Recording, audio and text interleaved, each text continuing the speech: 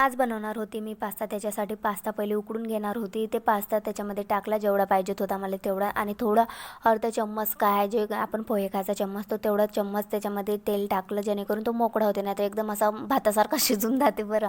मग ते आपल्या हिशोबाने पाहायचं ते। त्याच्यानंतर मग इथं कढईमध्ये एक पै तेल टाकलं, त्याच्यात कांदा टाकला, जिरं टाकला, अद्रक लसूणची पेस्ट टाकली, टमाटर टाकलं, मस्त ते असं मिक्स झाल्यानंतर त्याच्यात लाल तिखट, हळद, मीठ टाकलं, आणि माझ्याजवळ चाट मसाला होता तो चाट मसाला पण टाकून गेला। आणि मी अगोदरच ते पास्ता 10-15 मिनिटं शिजून घेतला होता, त्याच्यामुळे याच्यात पाणी टाकायची अजिबात काही गरज नव्हती। नाहीतर कोणी कोणी पाणी टाकून पण शिजवते जर नाही शिजला तर, पण मी अजिबात त्याच्यामध्ये पाणी टाकलं नाही। त्याच्यानंतर सर्व मसाले मिक्स झाल्यानंतर त्याच्यामध्ये पास्ता टाकला। पास्ता मस्त असा मिक्स झाल्यानंतर त्याच्यावरून मस्त अशी कोथिंबीर टाकली। तुम्ही पाहू शकता किती मस्त असा पास्ता तयार होता। तर मी या पद्धतीनं असा पास्ता बनवते आणि खायला पण एकच नंबर लागला होता। तुम्ही पण हा पास्ता नक्की ट्राय करा। या पद्धतीनं मी बनवलेला आहे। तर व्हिडिओ कसा वाटला नक्की सांगा। भेटूया असेच एक नवीन व्हिडिओसोबत, तोपर्यंत चॅनलला सबस्क्राईब करा।